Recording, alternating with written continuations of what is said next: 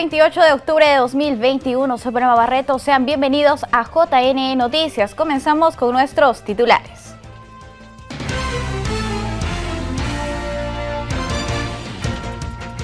Jurado Nacional de Elecciones realiza homenaje al Señor de los Milagros en Misa de Acción de Gracias.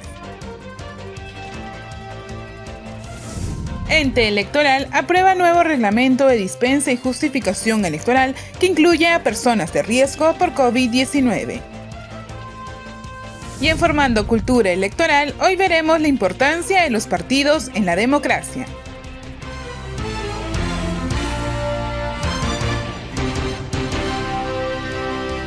Y como parte de las celebraciones del mes morado, el Jurado Nacional de Elecciones realizó la Misa de Acción de Gracias en honor al Señor de los Milagros. Esta ceremonia fue transmitida por el Facebook Live del Ente Electoral y el canal JNTV.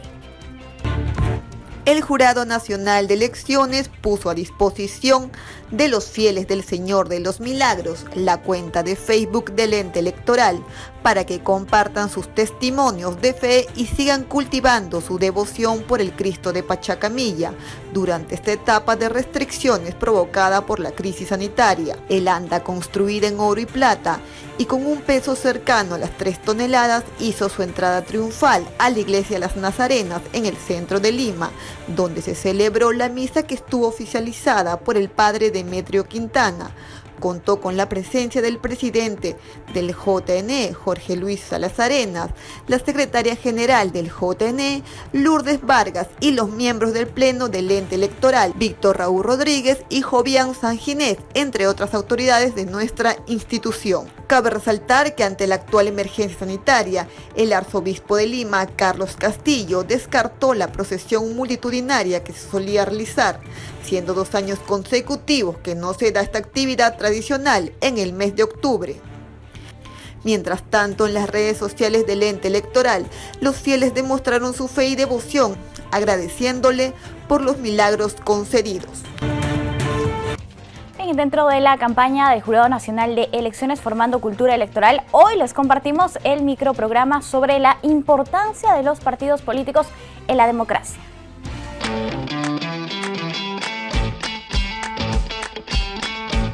Los partidos políticos deberían ser el vehículo a través del cual la ciudadanía pueda canalizar sus inquietudes. Un partido político, estando en el gobierno, sea nacional, regional o municipal, debería ser el receptor de estas inquietudes y solucionarlas. Y si la agrupación política no está en el gobierno, debería ser el mecanismo a través del cual estas denuncias o problemas ciudadanos sean derivadas a las autoridades. Por otro lado, ciertamente los partidos políticos cumplen su rol democrático. No podría haber democracia sin partidos políticos, ¿no? Por lo tanto, son esenciales para esta labor. Una función también que es súper importante en el caso de los partidos políticos es que estos deben formar, ¿no?, a los ciudadanos en política. La función que tienen los partidos políticos va más allá de la representación, que probablemente es la función más importante, ¿no? Creo que estamos en un punto donde se vuelve necesario y urgente de alguna manera fomentar que haya una suerte de recambio y de renovación al interior de los partidos, de los cuadros, de las dirigencias, que permitan que aparezcan nuevas generaciones de liderazgos, nuevas generaciones de políticos que empiecen a tomar progresivamente y gradualmente, a ocupar espacios de decisión tanto en el partido como en la política peruana en general. La ciudadanía no es que no esté interesada en la política, la ciudadanía sí está interesada en la política, pero no encuentra los canales adecuados para poder canalizar aquellas demandas y los intereses que realmente le importan a los ciudadanos, ¿no? Las características del sistema partidista peruano nos revelan que tenemos muchos partidos, que los partidos no se han arraigado en la ciudadanía.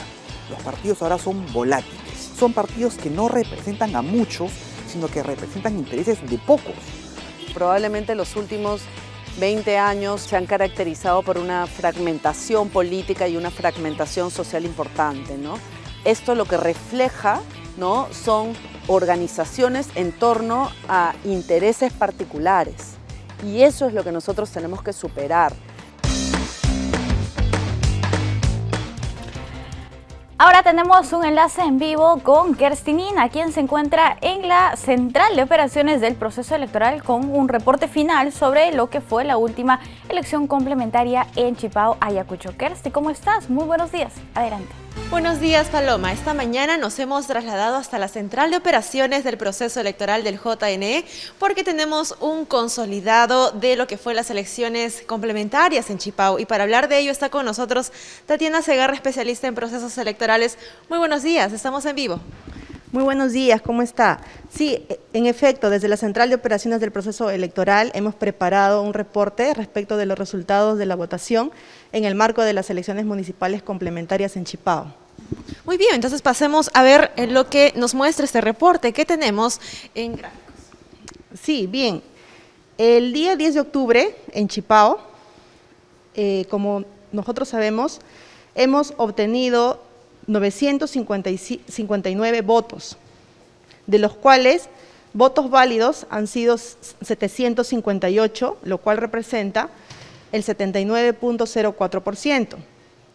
Además, los votos blancos han sido 91, lo cual representa el 9.49%, y los votos nulos han sido en número de 110, lo cual representa el 11.47%, ¿no? Cabe mencionar además que el pasado 19 de octubre, como nosotros sabemos, el Jurado Electoral Especial de Lima ya había emitido su acta de proclamación de resultados. Sin embargo, habiendo quedado consentida esta acta, nosotros hemos realizado ya dicho análisis, ¿no? Muy bien, entonces tenemos 758 votos válidos de un total de 959 que se emitieron en esta elección complementaria en Chipao, un distrito ayacuchano. ¿Qué más nos muestra aquí el reporte de la central de operaciones del proceso electoral? Tenemos acá detalle de votos emitidos por local de votación. En efecto, en Chipao se han habilitado 3 locales de votación, ¿no? Los cuales son la IE 24117, la IE Artesanal Secundaria y la IE Ventura Calamaqui, ¿no? Como podemos apreciar en el gráfico, en la IE 24117 se encontraban habilitados para ejercer su derecho al sufragio 79 electores y también se instaló una mesa de sufragio. En esta institución educativa se han emitido en total 54 votos. Ahí vemos el detalle de los válidos, de los blancos y de los nulos, ¿no? Del mismo modo, en la IE Artesanal Secundaria se encontraban habilitados para ejercer su derecho al sufragio 238 electores. También se instaló una sola mesa de sufragio, habiéndose emitido un total de 140 votos. Y finalmente, en la IE Ventura Calamaqui se encontraban habilitadas 1.597 electores con 6 mesas de sufragio, habiendo también emitido un total de 765 votos, ¿no? Ahí vemos el resultado general, ¿no? Vemos que en total se han emitido 959 votos, ahí están el número de votos válidos, las mesas de sufragio que han sido 8 y el total de electores hábiles que fueron 1.914. Y ahora acá tenemos lo que son las autoridades que fueron electas y el tipo de cargo. En efecto, como sabemos, han sido 6 autoridades electas, un alcalde y 5 regidores, de los cuales 4 son varones y 2 son mujeres. Bien, entonces tenemos otra información que son detalles de autoridades electas, como ya mencionaste, ¿no? 5 regidores y un alcalde. Así es, ¿no? Aquí vemos las autoridades electas, ¿no? Cuya audiencia pública de entrega de credencial ha sido el día martes 26 de octubre. Estas autoridades ya se encuentran expeditas, digamos, para poder ejercer su cargo, ¿no? Dice la Ley de Elecciones Municipales que dentro de los 30 días de proclamado los resultados por el jurado, ellos ya pueden asumir sus cargos. Aquí vemos los nombres de las autoridades electas. Y todos ellos pertenecen al Partido Desarrollo Integral Ayacucho. Muy bien. ¿Qué otra información nos presenta? Es la participación electoral y ausentismo en Chipao. ¿De cuánto fue la participación en esta elección del pasado 10 de octubre? La participación fue del 50.104%, ¿no? En total han sido 959 personas que han acudido a las urnas el 10 de octubre, de un total de 1.914 electores, ¿no? Ahora, ¿qué nos dice la Ley Orgánica de Elecciones para que un proceso electoral no sea declarado nulo y sea válido? bueno, de que tiene que asistir el 50% más uno de los electores, ¿no? En este caso sí se ha cumplido porque más del 50% ha acudido a las urnas. Aquí también podemos ver en este gráfico el detalle de participación electoral y ausentismo por local de votación. Como sabemos, han habido 3 locales de votación y podemos ver en este gráfico que en los locales de votación de la IE 24117 y de la IE artesanal secundaria han acudido masivamente los electores al acto del sufragio, ¿no? Vemos que la participación ha sido mayor en el primer caso con el 68.354% y en el segundo caso con el 58.824%. En cambio, en la institución educativa Ventura Calamaqui vemos que ha sido al revés. El nivel de ausentismo ha sido mayor, ¿no? Con el 52.098%. Sin embargo, finalmente la elección aquí, la participación, dejó atrás un pasado que, digamos, no le venía bien a Chipao, ¿no? De ausentismo, de indiferencia, digamos, a un proceso electoral tan importante como es. En efecto, ¿no? Como bien dices, la participación en este caso ha sido mayor que el ausentismo, es por eso que se ha validado esta elección, ¿no es cierto?, en comparación con otros procesos en donde ya como sabemos por los antecedentes han habido declaratorias de nulidad justamente porque no habían acudido masivamente al acto electoral, ¿no? Y tenemos también una comparación, ¿no?, de lo que fue otros procesos electorales en cuanto a la participación. En efecto, como podemos ver en este gráfico, nosotros hemos hecho un comparativo de la participación y el ausentismo desde el año 2018. Ya vemos, por ejemplo, que el mayor nivel de participación en Chipao fue durante las elecciones regionales y municipales del año 2018, seguida de la segunda elección presidencial del 2021. Ahí vemos los mayores niveles de participación. En el ausentismo, ha sido el mayor nivel de ausentismo durante el referéndum del año 2018 y durante las elecciones municipales complementarias del 2019, ¿no?, conforme al gráfico que podemos observar.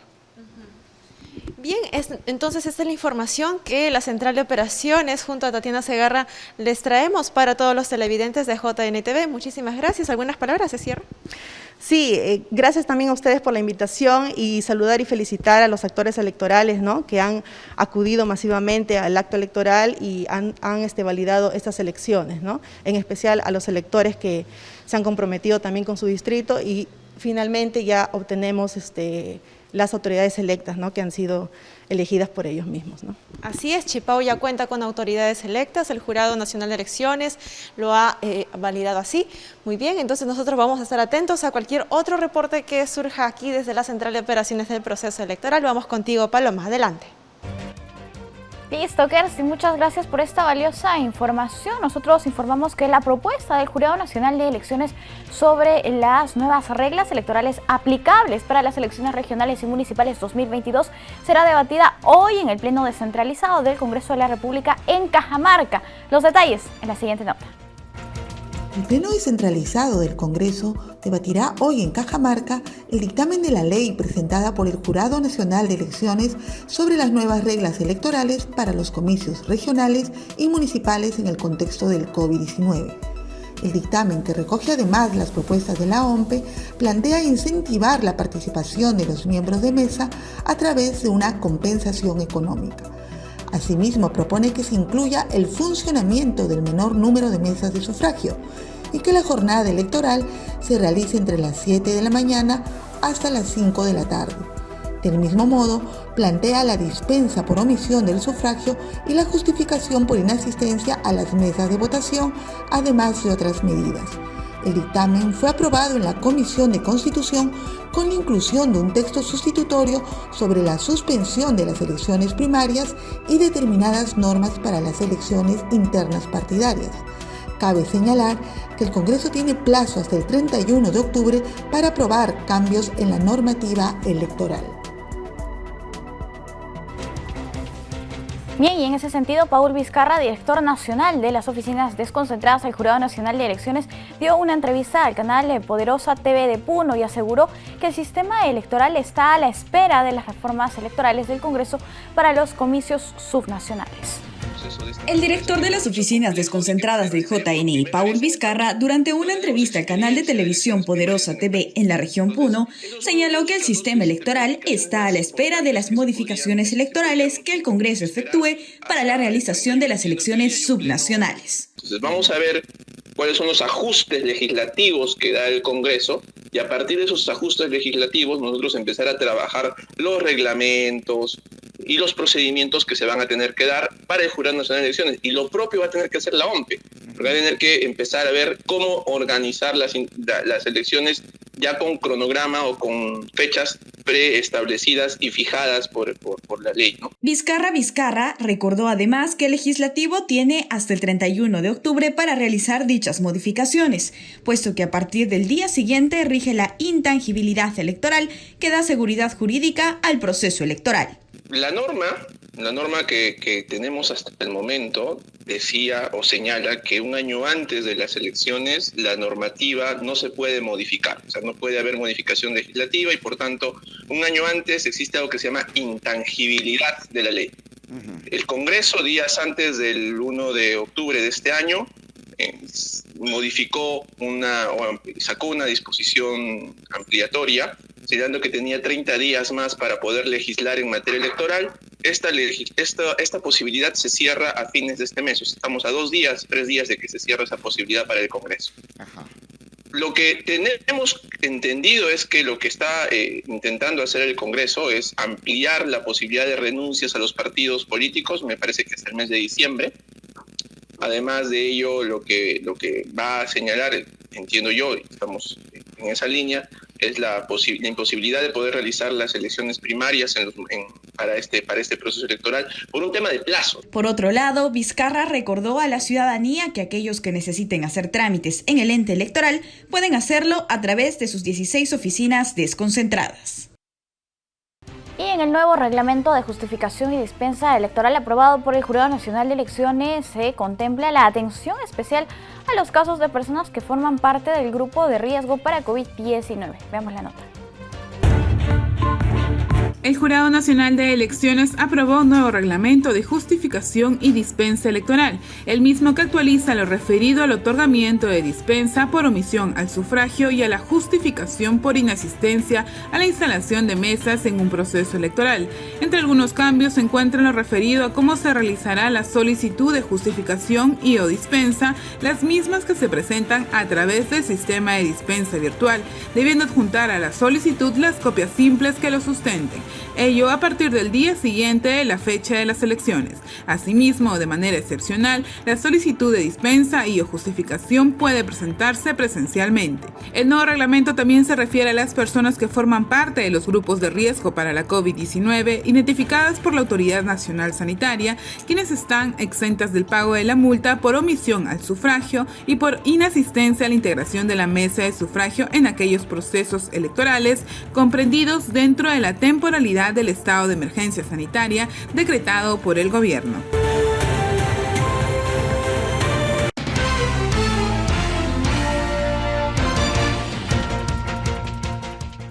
Tenemos una entrevista, hablaremos sobre las elecciones internas en los partidos políticos. Hoy nos encontramos con el politólogo de la PUC y experto en temas electorales, Fernando Tuesta Soldevilla. ¿Cómo está, señor Tuesta? Bienvenido. Buenos días. ¿Qué tal? Buenos días, Paloma. Gracias por la invitación.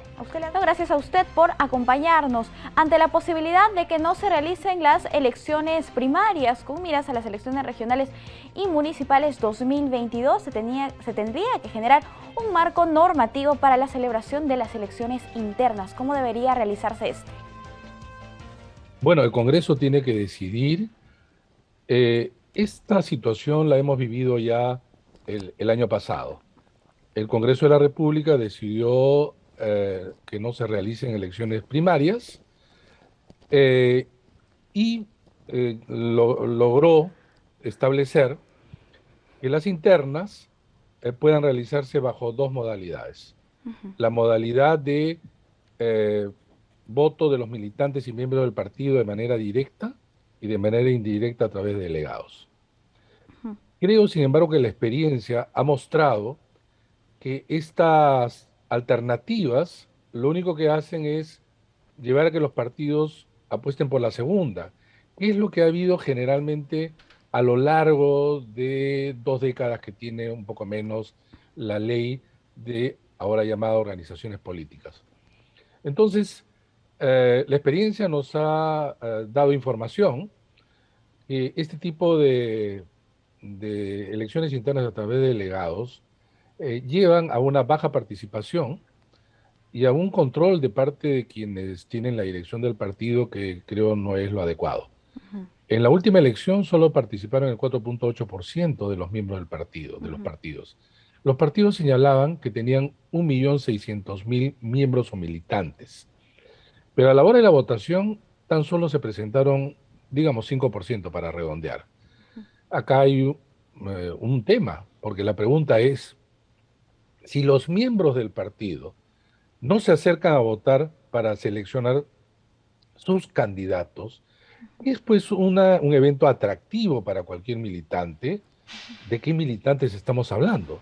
O la otra posibilidad es que en realidad los padrones no son padrones sinceros, ¿no? Vale decir, son padrones inflados. Este tipo de elección a través de delegados ha sido la constante usada por los partidos políticos y el cuestionamiento de parte de los propios miembros. Entonces, ¿qué se debería de pelear en vista de que las primarias parece que no se van a realizar? En primer lugar, que solo exista la modalidad de un militante, un voto, elección directa de todos los miembros de los partidos. En segundo lugar, establecer un umbral que en realidad la ley establecía ya para las primarias, establecerlas también para las internas. No puede ser posible que un partido se le dé la posibilidad de postular con sus candidatos cuando ni siquiera en sus elecciones internas, pues por ejemplo, van a votar solamente 3, 4%, 5%. ¿De qué partidos estamos hablando? ¿No?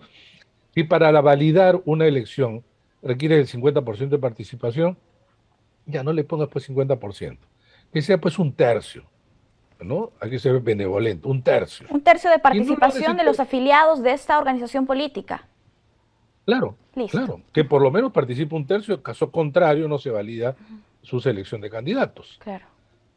A eso hay que agregarle lo siguiente, que está en la ley, pero se la quieren modificar.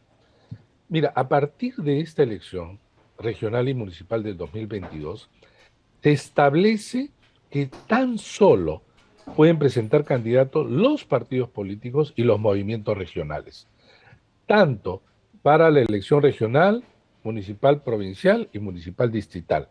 Vale decir que no va a existir más, y a partir de esta elección, de listas locales, provinciales y listas locales distritales. Por ejemplo, en Chipao, ¿no?, de los que hemos estado muy cercanos en la última elección, ahí quien ha ganado es una lista local distrital. Bueno, eso ya no va a ser posible. En adelante, solamente los partidos políticos y los movimientos regionales pueden presentar candidatos. Pero acá viene el problema. ¿Qué pasa si en un distrito, digamos Chipao, ¿ya? Toma el ejemplo por ser tan cercano a la situación que hemos vivido, ¿no? Ningún partido político le interesa presentar candidatos, ningún movimiento regional. ¿Qué pasa con ellos? La ley estableció una obligatoriedad para que los partidos y los movimientos regionales presenten un porcentaje importante a nivel de regiones, provincias y distritos. Sin embargo, eso no resuelve el problema, porque nuevamente podría ocurrir, y de hecho va a ocurrir, que distritos, provincias, sobre todo rurales, pobres, alejados, no tengan candidato. ¿Qué va a responder ante eso el Congreso de la República?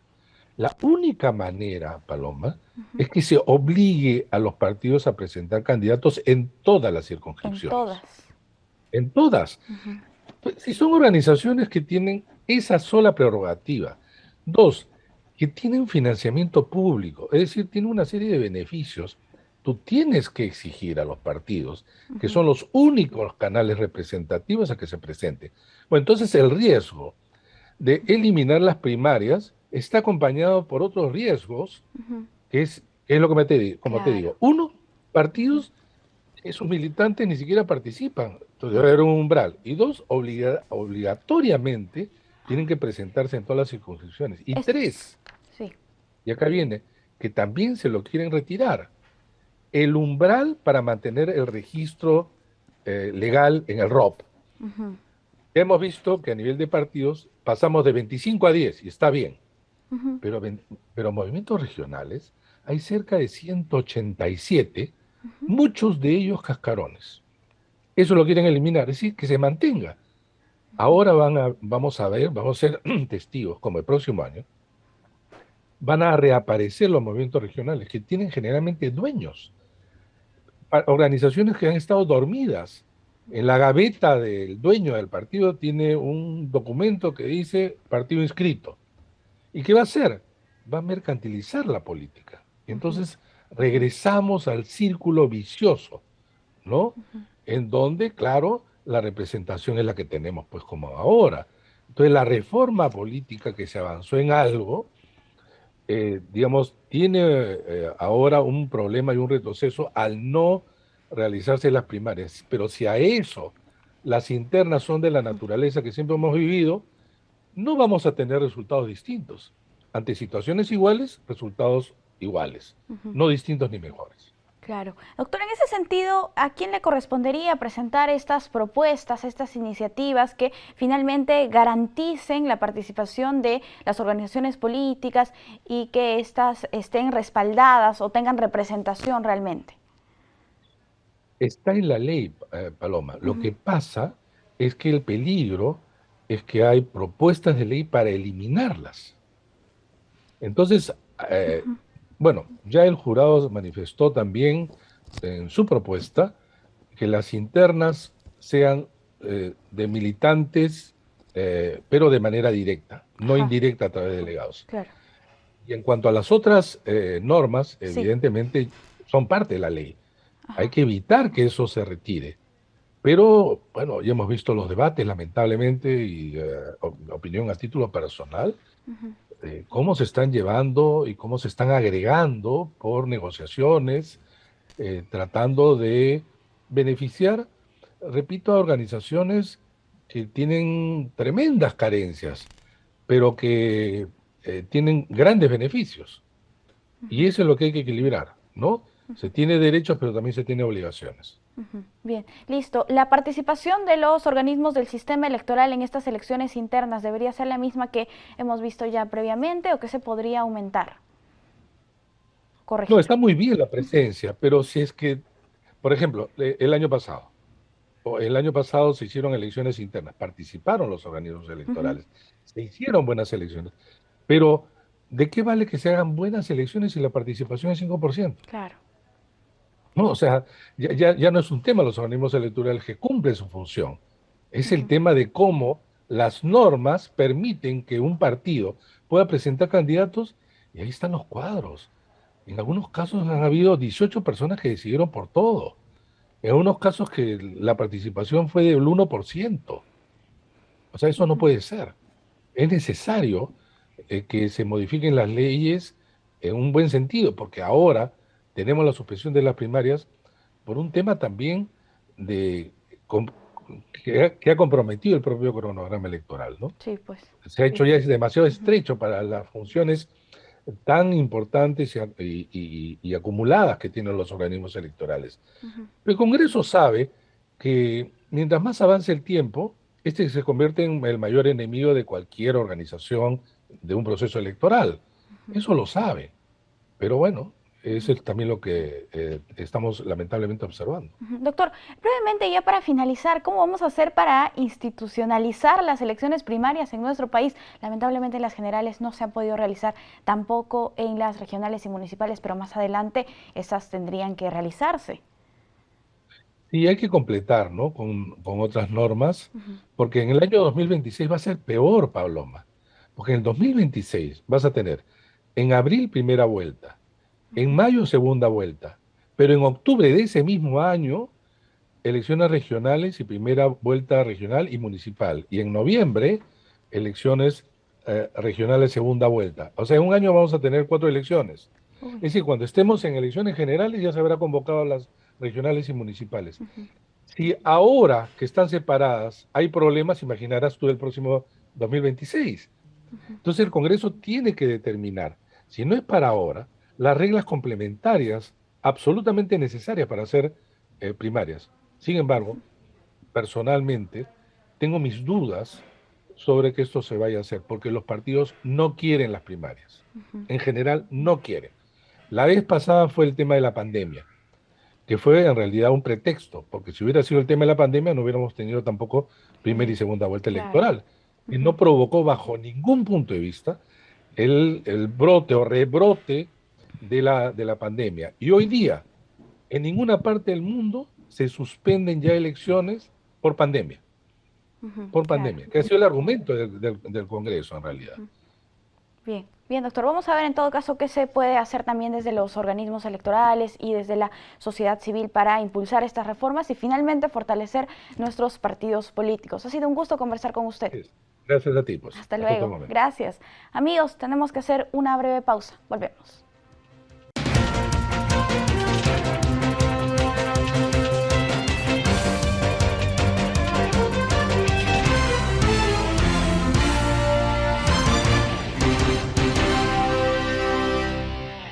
Bien, amigos, tenemos más información de coyuntura. La Contraloría General de la República informa que los funcionarios pueden entregar su declaración jurada de intereses ante el órgano de control institucional de las diferentes municipalidades provinciales del país.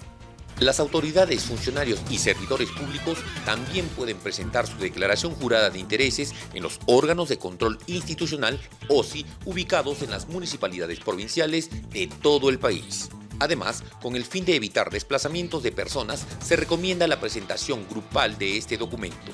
Para ello, un representante de la entidad puede dejar todas las declaraciones juradas en los puntos de entrega a nivel nacional. El sistema de declaración jurada para la gestión de conflicto de intereses permanecerá abierto para quienes cumplan con hacerlo después del plazo que establece la ley. Cabe señalar que la presentación de la declaración jurada se puede concretar íntegramente de manera virtual utilizando el aplicativo web Sistema de Declaraciones Juradas para la Gestión de Conflicto de Intereses de la Contraloría General con firma digital y sin necesidad de acudir a nuestras oficinas. El Seguro Integral de Salud nos informa ahora de sus actividades en su microinformativo nacional. Gracias, Paloma. Bienvenidos a esta nueva edición del microinformativo SIS a tu servicio. Han pasado 3 meses desde la implementación del Plan de Fortalecimiento de Acceso a la Identidad y Afiliación de las poblaciones indocumentadas de las comunidades nativas amazónicas y altoandinas, lográndose más de 31.000 atenciones en 15 regiones del país. Los detalles en la siguiente nota. Ya son 46 campañas de afiliación e identidad desarrolladas en las comunidades nativas amazónicas y altoandinas, desde que se iniciaron en la quincena del mes de julio del 2021, con el lema Ven, saca tu DNI y asegúrate al SIS. La YAFASIS y el RENIEC realizan estas acciones con el objetivo de brindar el documento de identidad a las personas indocumentadas y un seguro de salud gratuito a esta población vulnerable en el marco del Decreto de Urgencia 046-2021. Hasta la fecha se han realizado más de 31.000 atenciones en 294 comunidades nativas amazónicas y altoandinas de 15 regiones del país, logrando afiliarse a 2.090 personas a los planes de seguro SIS gratuito y SIS para todos.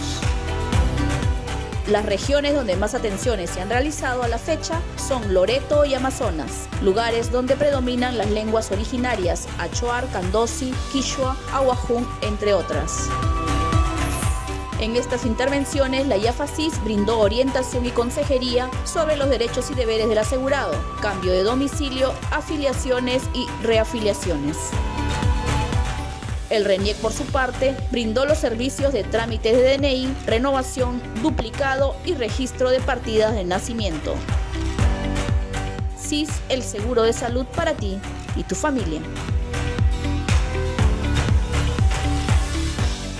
Recuerda cumplir con las medidas preventivas para evitar los contagios por la COVID-19. Muchas gracias por tu atención. Nos vemos en la próxima edición del microinformativo CIS a tu servicio. Bien, y el canal aliado TV Cosmos informa que la policía anunció una serie de operativos para este fin de semana largo. Los efectivos resguardarán las calles de El Porvenir en Trujillo, velando porque se respeten las restricciones sanitarias contra la COVID-19 impuestas por el gobierno.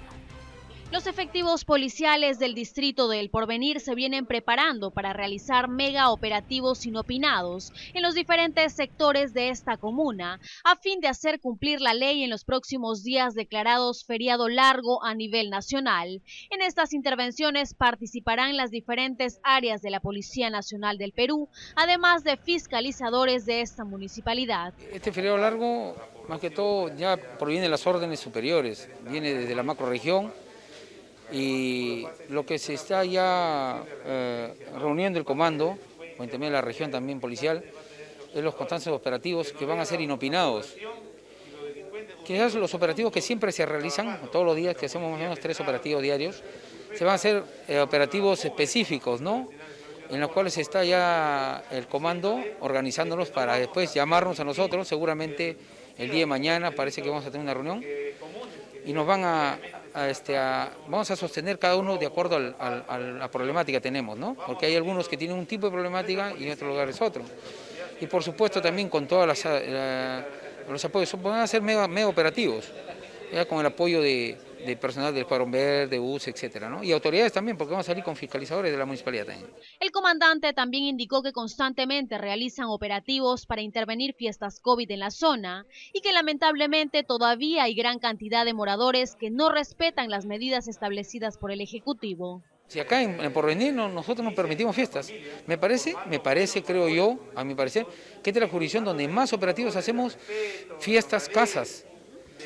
Intervenimos en cada momento, tenemos a veces represalias con las personas, pero efectivamente a veces hay muchos que no hacen caso. Acá tenemos, por decir, la videovigilancia nos comunican, los mismos vecinos, los mismos periodistas, hay un sitio y vamos, y efectivamente intervenimos bastante cantidad de personas incumpliendo el decreto supremo, ¿no? Este fin de semana serán aproximadamente 50 efectivos policiales, los que estarán garantizando el orden y seguridad en el distrito zapatero. Recordemos que el Ministerio del Interior ya emitió un comunicado dando a conocer que no están permitidas las fiestas ni las reuniones en domicilios en estas fechas de celebración por el Día de la Canción Criolla y Halloween. Veamos las 5 noticias oficiales del día elaboradas por la Agencia de Noticias Andina. Bienvenidos, desde la Agencia de Noticias Andina, estas son las 5 noticias del día. Las personas mayores de 65 años o más ya pueden recibir su tercera dosis de la vacuna contra el COVID-19 en Lima Metropolitana y el Callao. Previamente deben verificar que su nombre figure en la plataforma Pongo el Hombro y hayan pasado 6 meses desde su segunda dosis. En regiones deben cumplir con las programaciones dispuestas por las autoridades regionales de salud. El ministro de Economía y Finanzas, Pedro Franque, afirmó que es necesario replantear las estrategias de desarrollo e inclusión social, debido a los efectos ocasionados por la expansión de la pandemia del COVID-19. Dijo que la posibilidad de manejar mucha más información mediante las nuevas tecnologías exige establecer una estrategia de desarrollo social en el Perú que vea en conjunto los sectores sociales y su nueva articulación.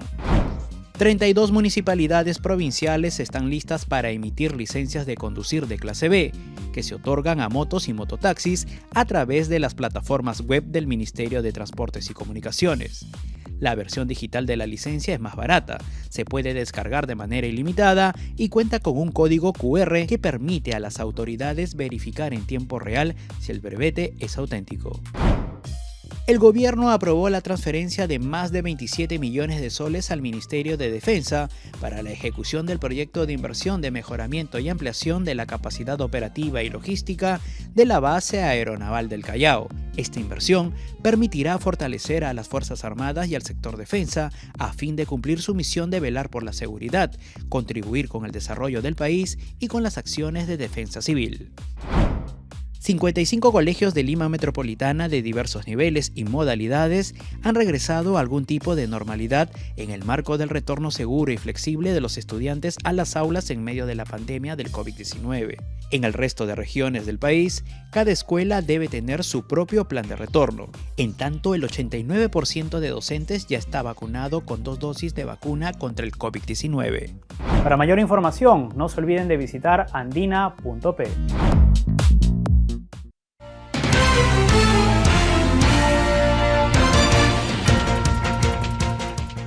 Amigos, ahora tenemos una entrevista. Vamos a conversar con el doctor Omar Cairo, él es abogado constitucionalista. Hablaremos sobre la ley que regula la cuestión de confianza, implicancias y repercusiones. Doctor, ¿cómo está? Muy buenos días. Buenos días. ¿Qué tal, doctor? Por favor, primero hagamos un contexto. Coméntenos cómo se aplica la cuestión de confianza o cómo se aplicaba hasta antes de que se promulgue esta nueva ley. La cuestión de confianza tiene 2 expresiones. Una es la cuestión de confianza necesaria y otra es la cuestión de confianza voluntaria. La necesaria está prevista en el artículo 130. Es la que la que plantea el presidente del Consejo de Ministros dentro de los 30 primeros días que de asumir sus funciones respecto del programa de gobierno y las principales medidas que requiere su gestión. Sobre esa cuestión de confianza no trata la ley que se ha aprobado la semana pasada. Trata sobre la cuestión de confianza voluntaria que la presenta cualquier ministro, incluso el premier, en cualquier momento de su gestión. Esa cuestión de confianza, según el artículo 132, se plantea respecto de cualquier iniciativa que plantee el ministro o el premier y esta iniciativa o solicitud, una vez rechazada, genera el deber de dimitir, o sea, la pérdida del cargo del ministro que la planteó. Lo que ha hecho la ley es establecer que esta solicitud no puede versar sobre determinadas materias. O sea, ha establecido ciertas exclusiones que no están en la Constitución. Y enseguida ha establecido que la denegación de la cuestión de confianza planteada en respaldo de estas solicitudes debe ser hecha por votación expresa y no está prohibida la denegación fáctica. Entonces, el problema es que como estos elementos no están en la Constitución, esa ley lo que ha hecho es modificar la Constitución.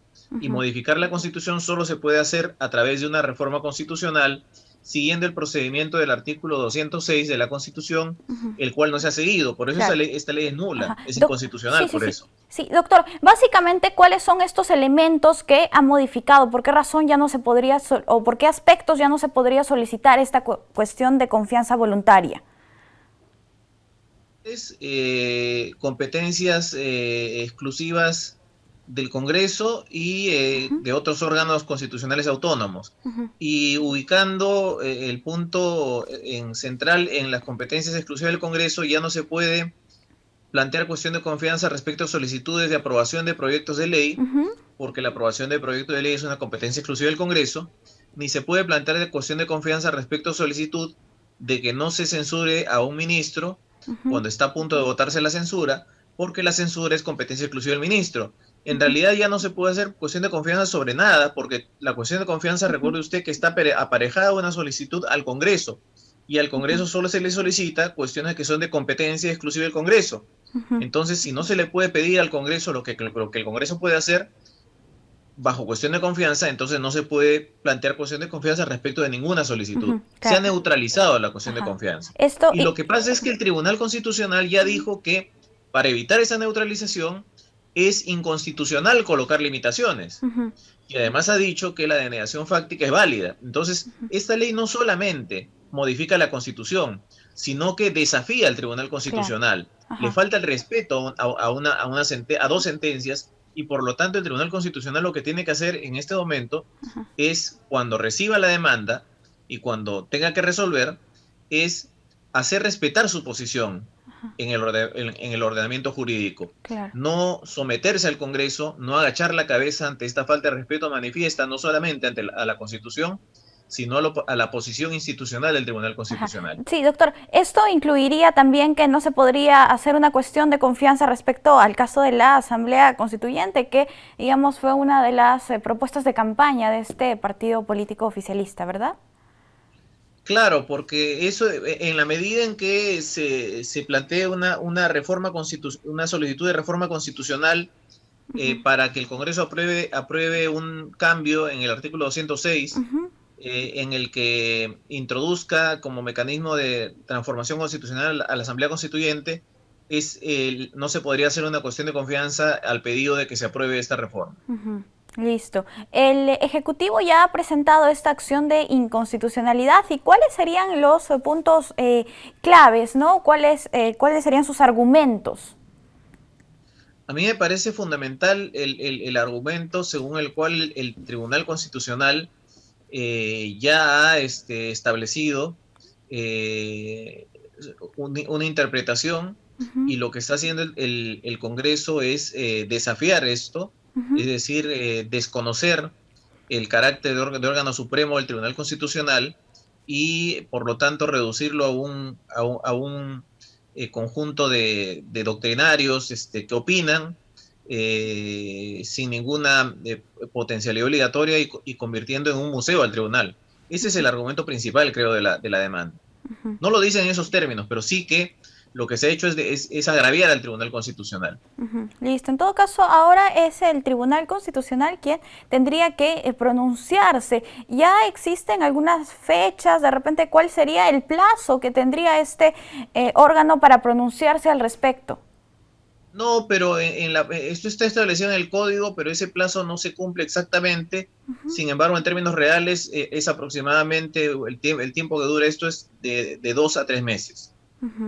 Bien, y esto realmente afecta las relaciones en que se tienen, las relaciones políticas, ¿no? Que tiene el Ejecutivo con el Legislativo, de repente tensa un poco más esta situación constante y genera esta crisis política que hemos estado viviendo en los últimos meses. Yo creo que sí, porque ahora el Ejecutivo carece de las herramientas constitucionales con las que contaba para tratar de aumentar las posibilidades de que sus propuestas sean acogidas. Ahora ya no tiene la cuestión de confianza, entonces con mucha soltura el Congreso puede rechazar absolutamente todo lo que el Ejecutivo le pida, aun cuando sea indispensable para el desarrollo de su política de gobierno. Bien, entonces actualmente está vigente esta ley que regula la cuestión de confianza. Actualmente el Ejecutivo no podría pedir cuestión de confianza por los argumentos que nos acaba de explicar el doctor Omar Cairo. Vamos a ver cómo finalmente se soluciona esta situación. Vamos a ver cómo el Tribunal Constitucional finalmente da su veredicto, ¿no? Doctor, respecto a los antecedentes que se tendría, en todo caso, el Tribunal Constitucional, ¿usted espera que cancele esta ley de cuestión de confianza? Por dos razones. La primera porque es inconstitucional y la segunda por una cuestión de autoestima institucional. El Tribunal Constitucional no puede permitir que el Congreso pretenda someterlo.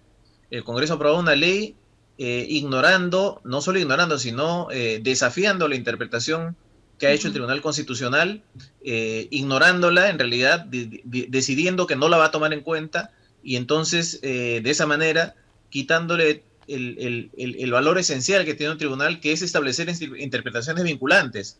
Si el Congreso decide no obedecer la interpretación que ha hecho el tribunal, mañana el presidente, los ministros, un grupo que recolecte firmas también va a decir yo no interpreto la Constitución como dice el Tribunal Constitucional y hacemos lo que queremos. Y eso es exactamente lo contrario de un ordenamiento jurídico sólido. Bien, doctor, finalmente, el estado del actual Tribunal Constitucional ha fallecido uno de sus miembros, sin embargo, todavía se tiene quórum para poder realizar y sesionar. Sí, pero se requiere 5 votos conformes que respalden una sentencia que declare fundada la demanda. Yo espero que sea por unanimidad, no por la cuestión de las posiciones que puedan tener ideológicas o de cualquier sentido los miembros del Tribunal Constitucional, sino por la condición que ellos tienen de miembros de un órgano al cual tienen el deber de hacer respetar.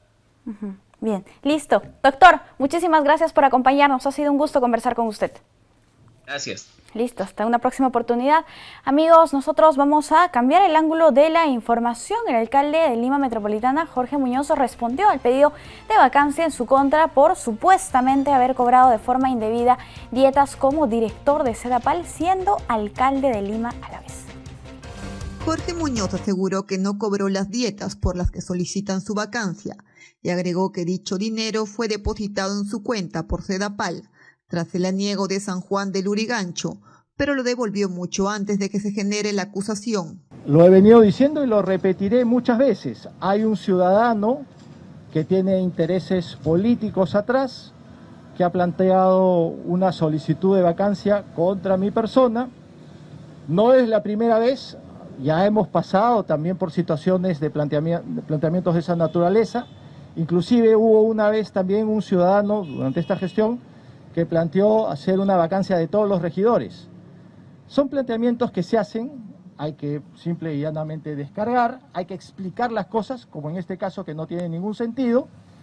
Por ejemplo, a mí se me imputa el hecho de incompatibilidad por haber sido director en Sedapal durante 5 sesiones, donde yo estoy participando para buscar que los ciudadanos puedan tener una rápida solución en la problemática que hubo en San Juan del Lurigancho. Añadió que la denuncia proviene de un grupo político encabezado por una persona que intenta desestabilizar su gestión, siendo este escenario para él una situación sin sentido.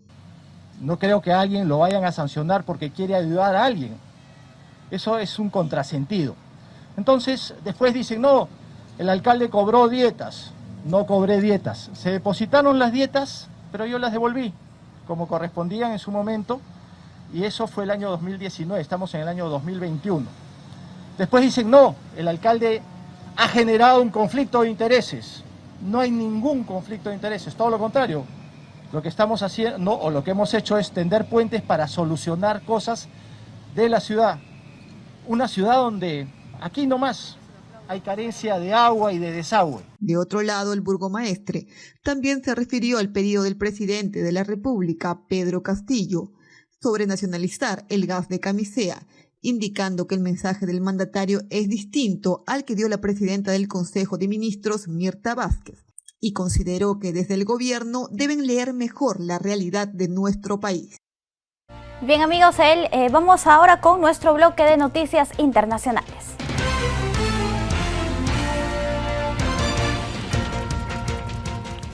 El próximo 21 de noviembre serán las elecciones regionales y municipales en Venezuela, donde se elegirán a más de 3.000 autoridades. El Consejo Nacional Electoral de este país detalló que los observadores internacionales contarán con todas las garantías de la jornada. Con miras a las elecciones regionales y municipales de este 21 de noviembre, el Consejo Nacional Electoral de Venezuela resaltó el avance logístico para la fecha de los comicios, entre ellos la actualización de la base de datos de los electores y los protocolos de bioseguridad que serán aplicados debido al contexto de la pandemia. Asimismo, el máximo organismo electoral venezolano detalló que los comicios contarán con la presencia de los observadores internacionales, quienes contarán con todas las garantías. Destacaron que en Venezuela existen aproximadamente 447.000 electores con alguna discapacidad, quienes tendrán prioridad en los centros de votación. En los comicios regionales y municipales, los venezolanos elegirán a 23 gobernadores, 335 alcaldes, 253 legisladores y 2.471 concejales. La plataforma de YouTube suspendió la cuenta del presidente de Brasil, Jair Bolsonaro, ello por el último video que publicó donde cuestionaba la eficacia de las vacunas contra la COVID-19. Veamos. Con más de 600.000 fallecidos a causa de la COVID-19, Brasil es el segundo país en el mundo más golpeado por la pandemia. Pese a ello, el presidente Jair Bolsonaro continúa su campaña de desprestigio contra el uso de las vacunas. Por este motivo, YouTube suspendió su canal oficial por al menos 7 días, donde solía pronunciarse sobre el tema. Bolsonaro en una transmisión alegó que vacunarse contra la COVID-19 podría facilitar el desarrollo del SIDA. De igual forma, plataforma fue removido debido a que viola las directrices de desinformación médica sobre la COVID-19 de la plataforma. Cabe destacar que el canal oficial de YouTube del presidente brasileño ya había sido notificado el pasado julio sobre la publicación de desinformaciones acerca de la pandemia, considerando el último como una reincidencia. En consecuencia, no podrá publicar nuevos videos ni hacer transmisiones en directo durante los próximos 7 días. Recordemos que el mandatario cuestiona la eficacia de las vacunas, así como todo lo referido a la pandemia. Se necesitan sanciones drásticas contra la desinformación. Por otro lado, la oficina de prensa del Vaticano ha confirmado que el Papa Francisco recibió la tercera dosis de la vacuna contra el coronavirus. El Vaticano está suministrando desde mediados de octubre la tercera dosis de la vacuna a las personas consideradas vulnerables desde el punto de vista médico y a las personas mayores de 60 años. En estas categorías entran tanto el Papa Francisco, que cumplirá 85 años en diciembre, como Benedicto XVI, de 94 años, que renunció al pontificado en 2013. La Dirección Sanitaria de la Ciudad del Vaticano reservó cerca de 10.000 vacunas de la compañía farmacéutica Pfizer para su campaña de vacunación, que comenzó el pasado 13 de enero, cuando el pontífice recibió la primera dosis, entre los cerca de 3.000 empleados y 800 residentes que la habitan. Como en el resto de países, los primeros en ser vacunados fueron el personal sanitario y los ancianos. El Papa Francisco ha defendido en numerosas ocasiones la importancia de que las poblaciones se vacunen y así salir de la pesadilla que representa la pandemia.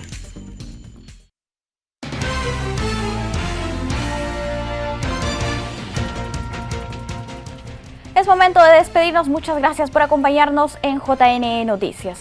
Los dejamos ahora con imágenes de las cataratas de Gocta. Permiso.